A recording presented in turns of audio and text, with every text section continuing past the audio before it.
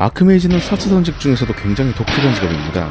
불과 독, 그리고 번개와 얼음, 서로 다른 속성을 공유하면서도 비슷한 스킬들을 가지고 심지어 스토리도 공유하는 쌍둥이 직업들이죠. 오죽하면 해외에서 4차를 할 때 썬콜한테 불독 스크립트 입혀놨겠어요. 지들도 헷갈리는 거지 뭐. 그래서 오늘은 이 두 직업이 어떻게 비슷하고 어떻게 다른지를 알아볼 건데, 그 전에 명칭에 대한 TMI 하나.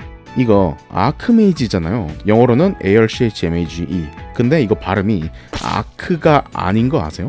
보통 외국인은 ARCH를 arch라고 발음한답니다. 옥스퍼드 대사전에서는 아크엔젤을 제외한 모든 ARCH는 arch로 발음한다, 이렇게 얘기를 한다고 해요. 그래서 외국인들도 종종 헷갈려하기도 한다고 합니다.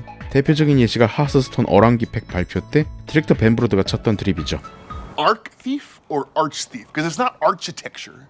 No, it's clearly arch. Look, I mean, you have Archbishop of Canterbury, you have Archduke. 그래서 명칭조차 정보가 부족했던 그때 감성인 아크메이지. 이 직업은 말씀드렸듯이 불독과 썬콜로 나뉘게 되는데요. 마법사 3직업이 공유하는 스킬은 총 5가지. 메이플 용사, 빅뱅, 마나 리플렉션, 인피니티, 그리고 용사의 의지, 이렇게 총 5개고요. 아크메이지의 유니크한 스킬들은 데몬류 스킬, 그리고 소환수 스킬, 주력기, 그리고 광역기, 이렇게 총 4개의 스킬이 아크메이지의 전용 스킬로서 존재하게 됩니다. 전사는 전에 뭐 스킬 7개씩이나 공유하고 4개가 유니크 스킬이라 하지 않았나? 그냥 전사, 특히 뭐 팔라딘, 다크나이트 이런 애들이 좀 스킬이 특출나게 많은 거라고 생각하시면 되겠습니다. 오늘은 마법사 4차 아크메이지만의 스킬을 총 4개만 살펴볼까요?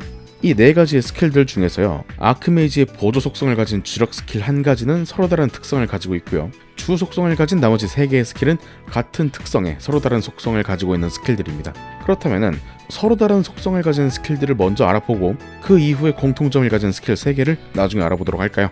첫 번째 스킬은 사실 뭐 주력기까지는 아니지만 뭐 주로 쓸 수밖에 없기 때문에 주력기라고 칭하겠습니다. 썬콜의 경우엔 체인 라이트닝, 불독의 경우에는 패럴라이즈가 바로 그것인데요. 먼저 체인 라이트닝입니다.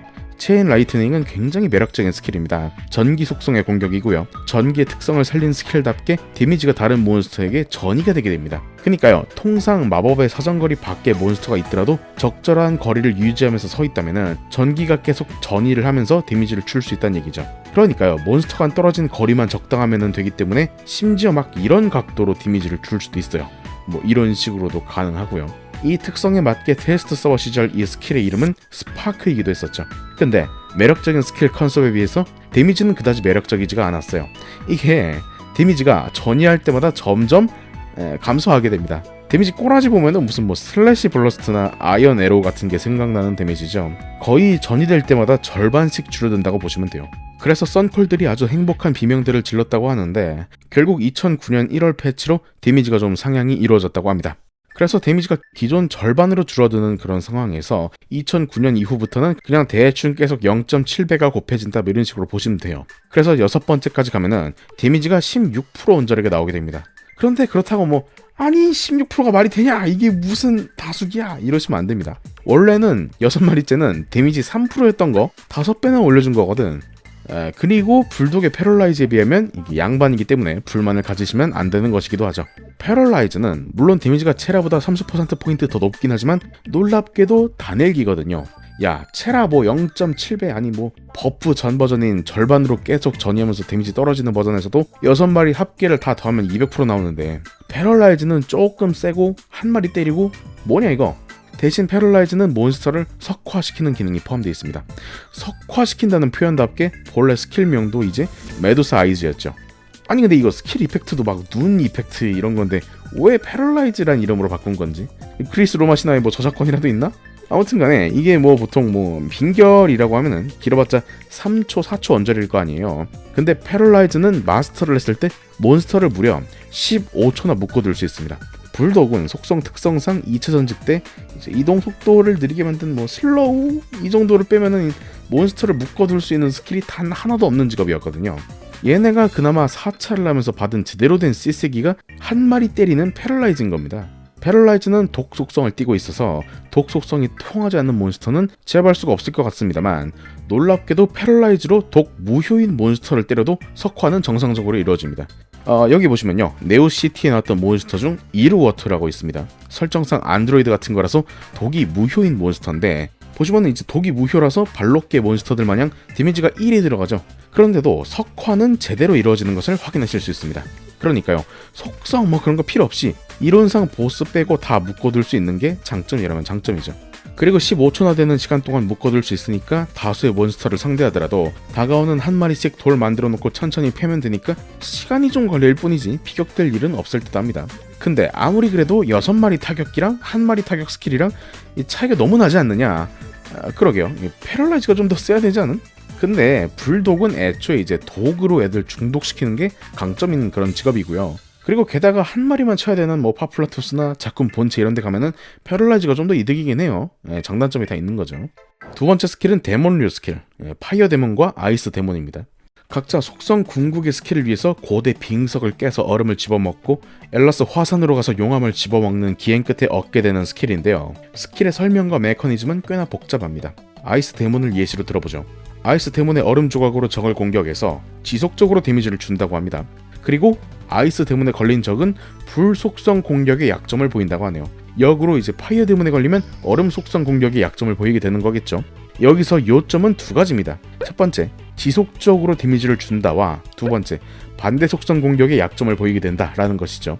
지속적으로 데미지를 준다는 건 말 그대로 도트 데미지를 준다는 것이고요. 스킬 툴팁에 밑도 끝도 없이 적혀있는 이 지속시간이라는 거는 바로 도트 데미지의 지속시간인 것이죠. 그래서 데몬으로 몬스터를 치면은 거의 뭐 중독급은 아니어도 포이즌 브레스 언저리 효과 정도는 볼 수 있다는 게 데몬의 장점이 되겠습니다. 게다가요, 스킬 설명에는 전혀 적혀있지 않지만 아이스 데몬, 파이어 데몬만의 특별한 효과가 두 가지가 더 있는데 그 중에 첫 번째는 이 스킬에 피격된 몬스터는요, 이 스킬의 속성과 반대되는 속성의 약점을 보인다고 하잖아요. 근데 이게 참 특이한 게 기존 속성들의 속성 약점이라는 게 이게 추가되는 방식이 아니고요, 이 몬스터가 기존에 갖고 있던 속성을 모두 날려버리고 이 속성 약점 하나만 남겨버리는 방식입니다.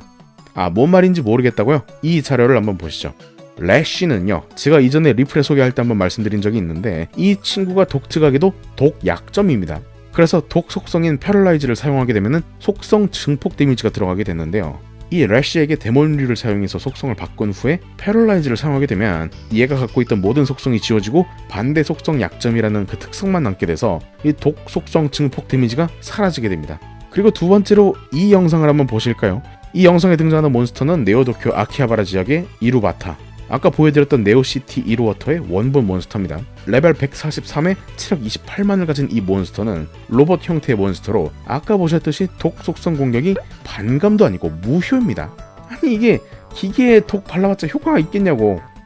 물론 생명체도 뭐 악마 이런 것도 아니기에 성 속성 공격도 반감이 들어갑니다. 그런데 이 몬스터의 데몬, 이 영상의 경우에는 이제 파이어 데몬 같은 걸 먹이게 되면은 이 몬스터가 가지고 있던 독 무효 및 성속성 반감 특성이 얼음 약점 하나로 이제 덮어 씌워지게 되고요. 결국 파이어 데몬 이후 미스트나 뭐 포이즌 브레스 같은 걸 뿌려주면은 이 몬스터는 결국 중독이 되게 됩니다. 이런 이제 기존 속성들을 무시하는 소위 준 엘리멘탈 리셋 효과를 통해서 아크메이즈는 이제는 복잡한 속성 관계를 가진 몬스터들도 이 데몬 스킬을 통해서 손쉽게 잡아낼 수 있게 된다는 것이죠. 두 번째 특수 효과는 뭐냐면 데몬에 걸린 적들은 아주 짧은 시간 동안 빙결과 비슷한 상태가 된다고 하는데 이게 사실 아이스 이런 거랑은 이제 관계가 없는 효과고요. 파이어 데몬도 마찬가지로 몬스터가 잠시 얼어붙습니다. 데몬에 걸린 적은 뭐 속성 이런 게 바뀐다고 했었잖아요. 그 속성을 변환하는데 렉이 걸려서 그런지 어쩐진 몰라도 아무튼 데몬을 맞은 적은 아주 잠깐 동안 빙결과 비슷한 상태가 되기 때문에 이거를 데몬을 연사를 한다면 불독 같은 애들도 다수기를 쓸 때 몬스터로부터 전혀 데미지를 입지 않을 수가 있죠. 근데 데몬을 맞으면 속성이 나와 같게 바뀐다고? 그니까 내가 썬콜인데 아이스 데몬을 몬스터한테 쏘면은 이 친구가 불약점인 상태가 된단 말인가? 이게 뭔 소리예요? 썬콜은 뭐 불속성 공격 이런 것도 없는데. 그 질문에 대한 답이 바로 다음 스킬입니다. 아크메이지의 소환수들이죠. 이 소환수들의 속성은 희전자의 속성과 반대입니다. 그렇기 때문에 이 스킬을 얻기 위해선 다른 속성의 아크메이지 하나와 짝을 지어서 같이 스킬 퀘스트를 깨야 되고요. 이것과 관련해서도 아주 흥미로운 스토리가 있습니다만 그거는 이제 다음에 풀 이야기죠. 아무튼 그리해서 내가 가진 데몬으로 몬스터를 공격해서 몬스터를 나와 같은 속성으로 바꿔주면요, 나와 다른 속성을 가진 소환수로 얘를 때리면서 속성 증폭 효과까지 노릴 수 있다는 것이죠.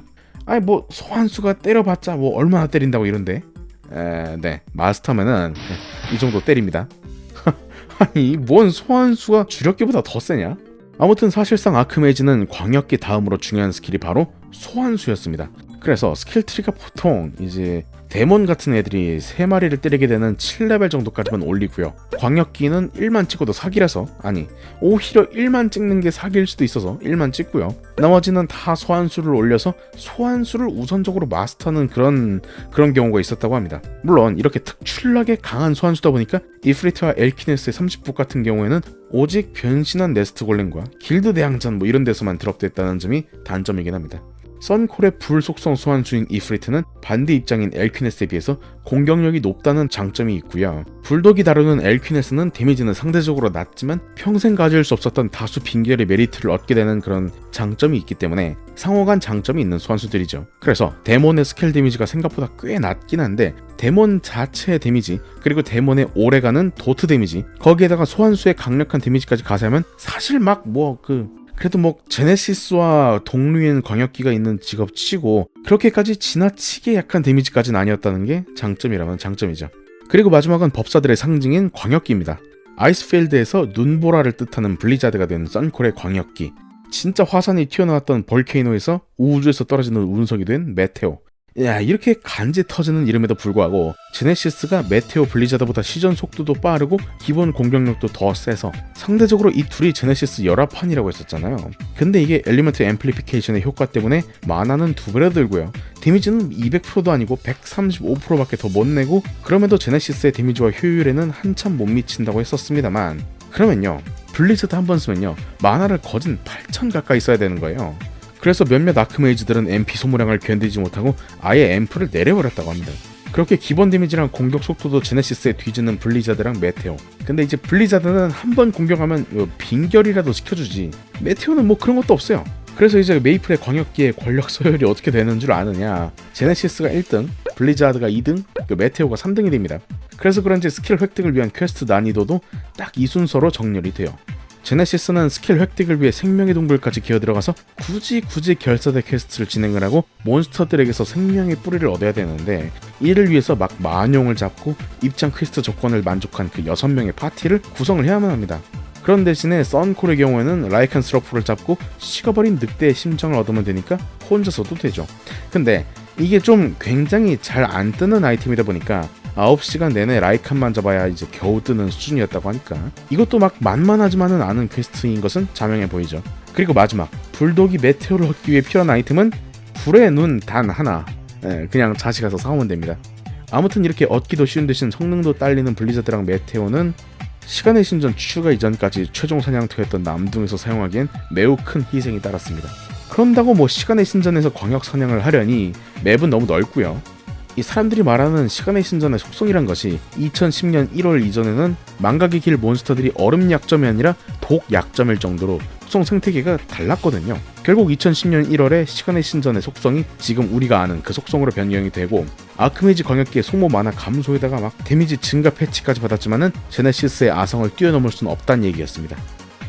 처음에도 말씀드렸지만 아크메이지는 굉장히 독특한 매력이 있는 직업들입니다. 속성의 끝에 달해서 공격한 몬스터의 속성 자체를 나와 같은 속성으로 만들어버릴 수 있고 거기서 오는 주 속성의 데미지 감소는 강력한 반대 속성의 소환수 그리고 내가 가진 보조 속성의 주력기들을 통해서 이를 보완할 수가 있죠. 하지만 광역기에 의존하다 보니까 이런 특색 있는 스킬들은 그저 막타형 보조 스킬로 전락해버렸고요. 그런 광역기마저도 비숍의 제네시스에 밀리면서 비숍 아닌 마법사 신세를 면치 못한 직업이 바로 아크메이지들이었다고 평가하고 싶습니다. 근데 물론 그런다고 다른 마법사들이 이제 사기가 아닌 건 아니에요. 그게 고려되지 않을 정도로 그저 비숍이 너무 강했을 뿐입니다. 자, 오늘 이야기는 여기까지. 더 많은 정보를 원하신다면 메이플홀릭 구독해주세요.